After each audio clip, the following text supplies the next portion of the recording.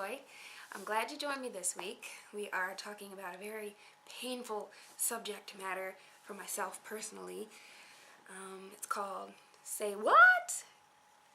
And our scripture comes from Psalm 141:3. Set a guard over my mouth, Lord. Keep watch over the door of my lips. This week I had the very painful experience of being completely humbled by my husband. Apparently, he has brought it to my attention that apparently I am argumentative. Who knew? Well, I knew, but I guess I've never been challenged before, so it was never really an issue. But I see the trait carrying over into my son. We actually, during a parent-teacher conference, the teacher pointed out that he's very argumentative. Now, I just thought that was normal for 3-year-olds to be contrary over everything. But apparently it's just my 3-year-old, and it's because of me. So, when I actually began or engaged in an argument with my son in front of my husband, I got that kind of, see, where do you think he gets it from? Look, which of course sparked an argument. And by the end of it, I was quite humbled, and I do understand that I am so wrong. And the problem with that is our kids, they're going to pick up so many bad habits in this world, at school, with their friends. I mean, even just walking down the street, you see people doing and saying the wrong things. And it's important that they get the best example possible at home, so that when they go out into the world, they have a defense against all of those adverse things. It's so important, even if you don't have kids, to remember that you are an example. People are watching you. And when you are a Christ follower, you're supposed to follow Christ and do as he did.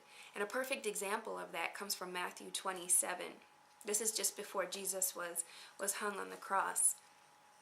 It says in verse 12, "And while he was being accused by the chief priests and elders, he didn't answer. Then Pilate said to him, 'Don't you hear how much they're testifying against you?' But he didn't answer him on even one charge, so that the governor was greatly amazed." Jesus said so much by not saying anything at all. So much, in fact, that the governor was amazed.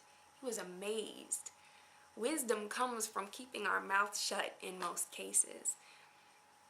So I hope you'll join me this week in really carefully thinking about what you're saying before you say it, and also omitting the things that just don't need to be said. In reality, God is the final authority, and he's got the last word. So we don't need to do all the talking. We should just keep it closed and let him do the talking for us. I hope you are encouraged by this, and I hope that this helps you in whatever you're going through. Maybe it's at work or at home with your family or even with friends. Sometimes it's best to just keep our opinions to ourselves, whether we think we're right or not. Think about Jesus. He knew he was right, but he didn't feel the need to argue that point. He let God do all the talking for him, and wow, what an awesome testimony. Take care, and I will see you next week. God bless.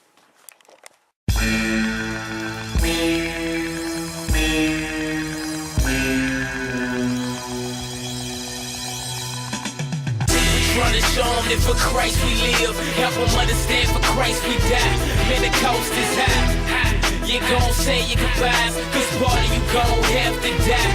Man, the coast is high. We trying to show them that for Christ we live, help them understand for Christ we die. Man, the coast is high. You gon' say your goodbyes, cause part of you gon' have to die.